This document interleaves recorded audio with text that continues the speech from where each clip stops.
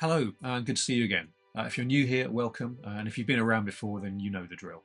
I'm Clive Gilson, your go-to fireside storyteller, and this is Tales from the World's Firesides, where old school myths, legends, and stories come back to life with a little bit of a spark.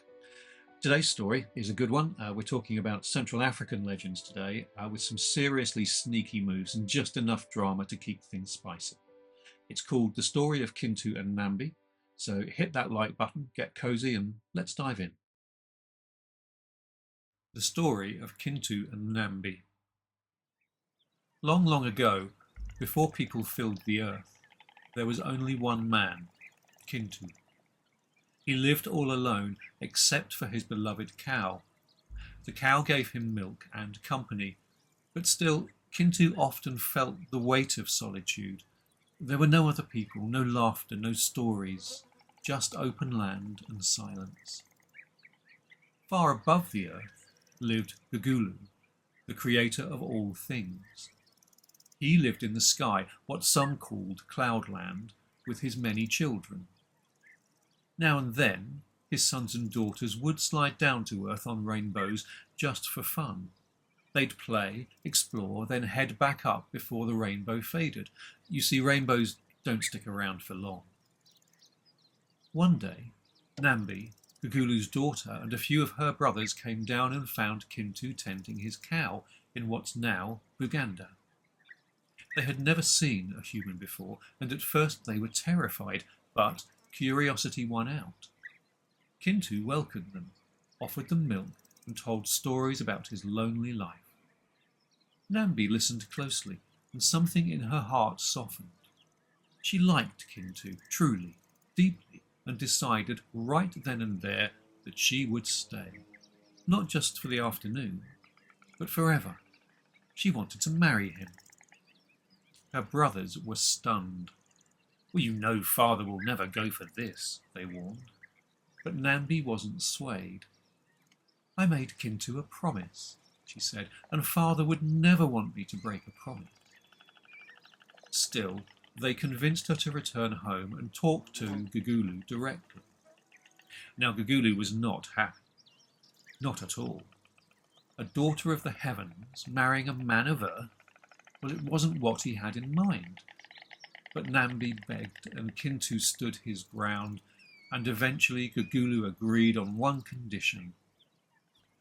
Kintu would need to prove he was worthy.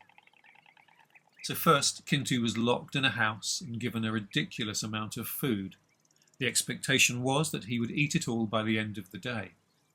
He tried, truly, but it was impossible. And just when he was about to give up, something within him sparked faith, magic, or maybe both. But he spotted a hole in the floor. Quietly, he dumped the remaining food into it, and by sunset the room was spotless, and Gugulu was impressed. But the tests were not finished. Next, Kintu was handed a basket and told to fetch water from a far-off, deep well and fill a nearby tank. The well was way too deep for a basket like that, but as Kintu stood there wondering what to do, a spider appeared and spun a strong web over the basket, transforming it into something useful. Kintu hauled water all day and filled the tank just as the sun dipped below the horizon. Another success. But still, Gugulu tested him again. Day 3, Kintu had to chop rocks, yes, rocks, using Gugulu's own axe, and he had to do it without damaging the blade.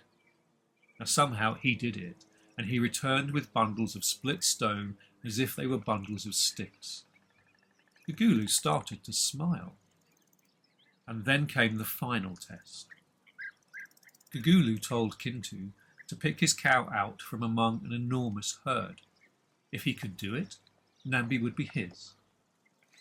Kintu walked into the field, and just as doubt began to creep in, a wasp buzzed over to him, only visible to his eyes. It landed on one cow's ear. His cow. He called it, and it came, and Gugulu nodded. That was it. The final task was done. Kintu and Nambi were allowed to marry. But Gugulu gave them a very serious warning. Leave quietly. Don't tell anyone, especially not your brother Walumbe, the spirit of death. If he finds out, he'll want to come with you, and if death goes to earth, he will never leave." Nambi agreed. She and two of her brothers then packed up all her things, animals, seeds, everything she'd need for a new life, and slid down to earth on a rainbow where Kintu waited. Her brothers gave their blessings and returned to the sky. Life was good. Kintu and Nambi were happy. They planted gardens, raised animals, and laughed again. The earth began to feel alive. Then, one day, Nambi realised she'd forgotten something, millet for her chickens.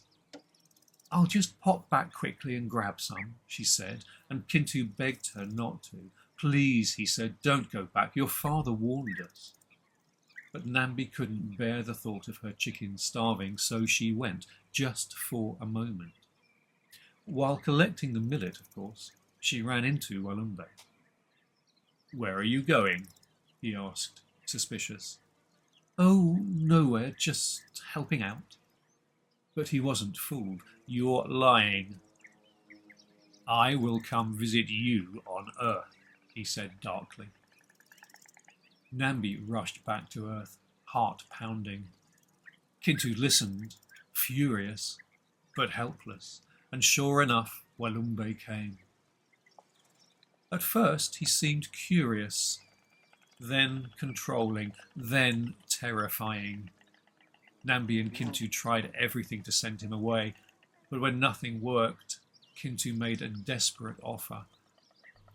"Take our first child, just leave us alone." Walumbe agreed and disappeared, and for a while peace returned. Kintu and Nambi had many children and their land flourished, but they forgot their deal. They didn't give Walumbe the child he was promised, and Walumbe came back, furious. "You broke your promise," he said. "Now I will never leave. I will take whoever I want, whenever I want." And that's exactly what he did. To this day, Walumbe still walks the earth, taking lives, young, old, and in between. He is the reason for death, and no one has ever managed to drive him away. But even so, Uganda lives on. Families grow, bananas ripen in gardens, cows low in fields, chickens peck at millet. And when the sky is right, rainbows still touch down like they did when Nambi first found love in a lonely man and chose to build a new world. 3, 4. And that's a wrap on today's story. This tale is known as the Buganda Legend, and I've adapted this version from various different sources. Whether you're tuning in from Africa, Europe, America, the Eastern lands, or just curled up somewhere cosy, thanks a lot for hanging out with me. It means a lot. And if this tale made you smile, gave you chills, or reminded you of something maybe your grandmother once told you, there's loads more where that came from. I've got full collections from Africa and beyond up on Amazon, and the link's in the description below. And if you're wondering who I am, or just want to say hi, pop over to clivegilson.com. I'd love to hear from you.